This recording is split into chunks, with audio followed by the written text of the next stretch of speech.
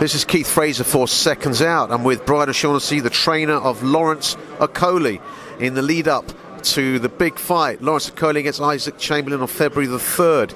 Brian, great to see you. I think this is going to be a great fight.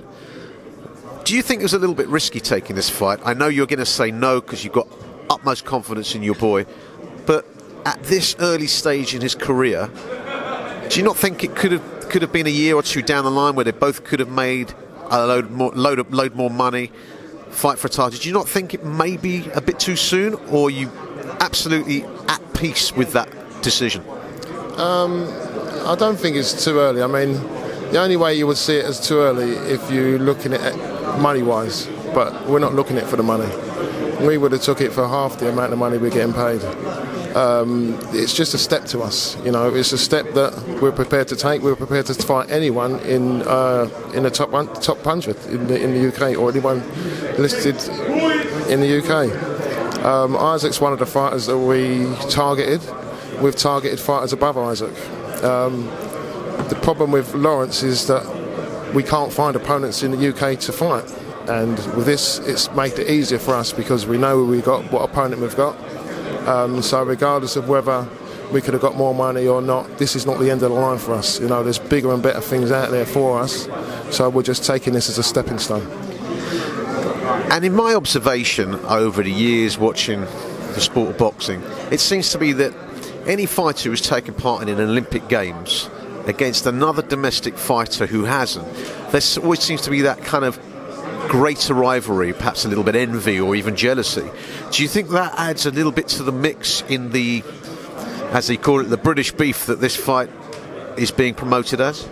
I suppose it could. It's a bit like the have and the have-nots, but when it boils down to it, they're both matchroom fighters, you know. And I suppose that Isaac might be looking at Lawrence as he's getting favouritisms, but Isaac was there before Lawrence, so he had his chance to do what he wanted to do to get up the ladder.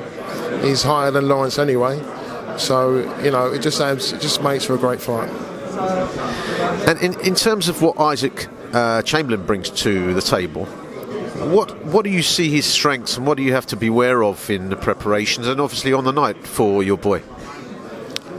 Honestly, nothing.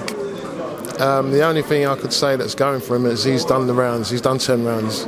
Lawrence hasn't done 10 rounds. But we always overtrain for fights. And, you know, we've got a few tricks up our sleeve. They're probably going to expect in plan A, but we've got plan B, plan C and plan D. So we're fully prepared. And one last thing. I mean, obviously, Lawrence has got a great KO record.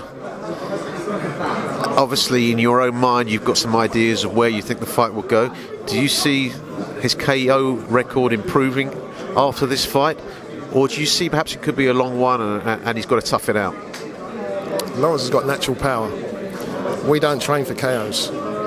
We train. The power punching is part of the training, but we don't train for KOs. It's just that Lawrence's build and Lawrence's frame, you can see he's very big for a cruiserweight. So his frame, that's where the knockout power comes, but we don't go looking for it.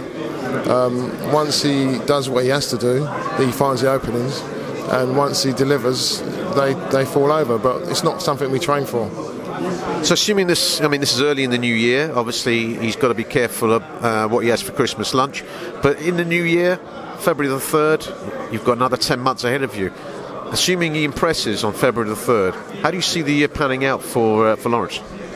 After this, probably we'll go for Commonwealth, and then it's just about getting the rounds. If Isaac can take us to 10 rounds, then that's good.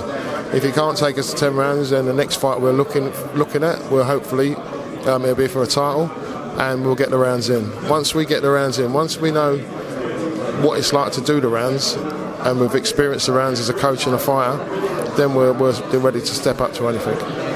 Well, listen, I think this is great for boxing, actually, to see two exciting young fighters get in the ring. I'm looking forward to it. I'm sure all boxing fans out there are looking forward to it. I wish your boy the best of luck.